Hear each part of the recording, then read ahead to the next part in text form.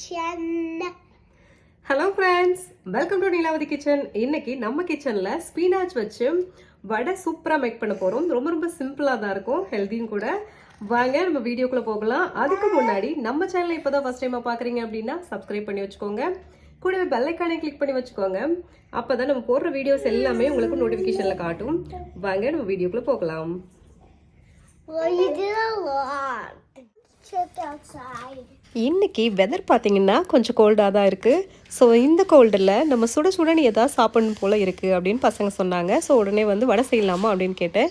ஓகேன்னு சொன்னாங்க. ஸோ வந்து நான் கொஞ்சம் ஹெல்த்தியாக கொடுக்கலாமே அப்படின்னு சொல்லிட்டு ஸ்பினாச் ஆட் பண்ணி க்ரீன் கலரில் நம்ம வடை செய்யலாம். அதுக்கு 1 ஹவருக்கு முன்னாடியே கடலைப்பருப்பை ஊற வச்சுட்டு நான் ஒரு மிக்சியில் எடுத்துக்கிட்டேன். தண்ணி இல்லாமல் இந்த மாதிரி ட்ரைன் பண்ணி எடுத்துக்கோங்க. 1 ஹவருக்கு மேலே கூட ஊற வச்சுக்கலாம், 1 ஹவருக்கு கம்மியாக ஊற வைக்க வேண்டாம்.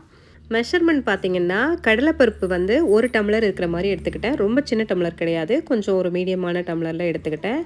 அதுக்கப்புறமா ஒரு கைப்பிடி அளவு நல்லா நிறைய வந்து ஸ்பினாச் எடுத்துகிட்டு அதை நல்லா வாஷ் பண்ணிவிட்டு அதையும் இது கூடவே சேர்த்துக்கோங்க. உங்களுக்கு அரைக்கிறதுக்கு கஷ்டமாக இருக்குது அப்படின்னா ஸ்பினாச்சை நறுக்கி கூட சேர்த்துக்கோங்க. இல்லை அப்படின்னா ஸ்பினாச்சை ஃபஸ்ட்டு போட்டுட்டு அதுக்கப்புறமா மிக்ஸி ஜாரில் கடலைப்பருப்பு போடுங்க. அப்புறம் வந்து ஈஸியாக அரைச்சிரும். இப்போ பார்த்தீங்கன்னா அது கூட நம்ம என்னெல்லாம் சேர்க்க போகிறோம் அப்படின்னா கருவேப்பிலை கொஞ்சம், கொத்தமல்லி கொஞ்சம், அதுக்கப்புறம் 2 மிளகாய், அதுக்கப்புறமா கொஞ்சமாக சீரகம், சோம்பு, ஒரு பூண்டு, அதுக்கப்புறமா சின்ன பீஸு இஞ்சி. கல் உப்பு வச்சுருக்கிறதுனால நான் உப்பும் சேர்த்து ஆட் பண்ணிக்கிறேன். லேட்டராக கூட நம்ம உப்பு சேர்த்துக்கலாம். ஸோ இப்போ வந்து மிளகாய், கருவேப்பிலை இதெல்லாம் ஃபஸ்ட்டே போட்டுட்டு கடைசியாக வந்து சீரகம், சோம்பு எல்லாத்தையும் போட்டுட்டு நம்ம கொஞ்சம் நயலும் நறுங்களுமாக அரைச்சிக்கணும். வடைக்கு எப்போயுமே அந்த மாதிரி தான் அரைச்சிக்கணும். நைஸாக அரைச்சிக்கிட்டால் கிறிஸ்பி கொஞ்சம் கம்மியாக இருக்கும். அதனால் கொஞ்சம் நல்லா அரைச்சி நல்லா மிக்ஸ் பண்ணி விட்டுக்கோங்க. உப்பும் சேர்த்துருக்கிறதுனால இன்னும் கொஞ்சம் நல்லா மிக்ஸ் பண்ணி விட்டுக்கோங்க. கடலைப்பருப்பு அரைக்கிறதுக்கு முன்னாடியே நம்ம வந்து ஃப்ரை பண்ணுறதுக்கு தேவையான ஆயிலை வந்து நம்ம ஹீட் பண்ணிடலாம்.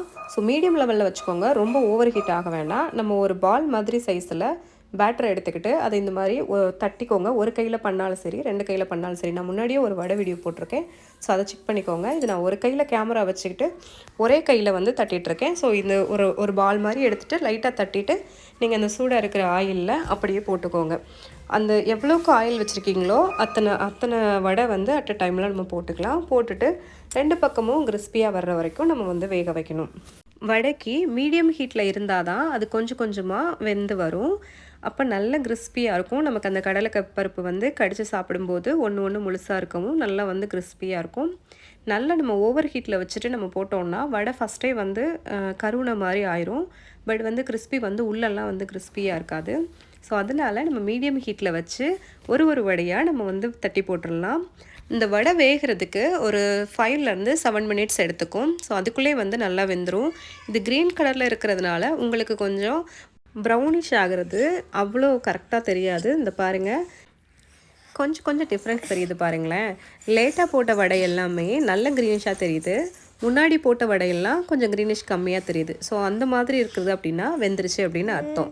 அதுக்கப்புறம் பார்த்தீங்கன்னா நீங்கள் இந்த கரண்டியை வச்சு இப்படி திருப்பி போடும்போது அந்த கரண்டியில் படும்போது கொஞ்சம் சவுண்டு வரும். லைட்டாக கொஞ்சம் வெந்திருக்க மாதிரி கொஞ்சம் கடன்னு சவுண்டு வரும். ஸோ அந்த மாதிரி இருந்தாலும் வடை வந்து வெந்து ரெடி ஆயிடுச்சு அப்படின்னு அர்த்தம். நம்ம வந்து எடுத்து சர்வ் பண்ணிக்கலாம். இப்போது வடை எல்லாமே சூப்பராக வந்து கிறிஸ்பியாக ரெடி ஆகிடுச்சு. இப்போ நம்ம வந்து ஆயிலை விட்டு ட்ரைன் பண்ணி எடுத்துக்கலாம். லைட்டாக வந்து கரண்டியில் எடுத்துட்டு ஒரு 2-3 செகண்டு அப்படியே வச்சுட்டு அதுக்கப்புறமா எடுங்க. ஆயில் எல்லாமே ட்ரைன் ஆயிரும். அதுக்கப்புறமா ஒரு ஒயிட் பேப்பர் வச்சு அதில் நீங்கள் வடையெல்லாம் போட்டுருங்க. நீங்கள் இந்த தண்ணி சேர்க்காமல் ஆட்டுறதுனால உங்களுக்கு வந்து ஆயில் ரொம்ப பிடிக்காது. அங்கே பாருங்கள், வடையில் எந்த ஆயிலுமே நமக்கு தெரியல. பட் ஆயிலில் தான் நம்ம ஃப்ரை பண்ணுறோம். ஆனால் ஆயில் வந்து ரொம்ப வந்து இருக்காத அளவுக்கு நீங்கள் வந்து தண்ணி இல்லாமல் ஆட்டினீங்கன்னா ஆயில் ரொம்ப இருக்காது. இது வந்து ஹெல்த்தியாக இருக்கும்.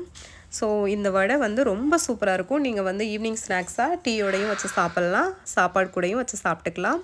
அவ்வளோதாங்க, செம்மையாக ஹெல்த்தியாக ஸ்பினாச் வடை நம்ம சூப்பராக ரெடி பண்ணியாச்சு. இந்த வீடியோ உங்களுக்கு பிடிச்சிருந்தா லைக் பண்ணுங்கள், ஷேர் பண்ணுங்கள், கமெண்ட் பண்ணுங்கள். கண்டிப்பாக சப்ஸ்கிரைப் பண்ண மறக்காதீங்க. இன்னொரு சூப்பரான வீடியோவில் பார்க்கலாம். தேங்க்ஸ் ஃபார் வாட்சிங்.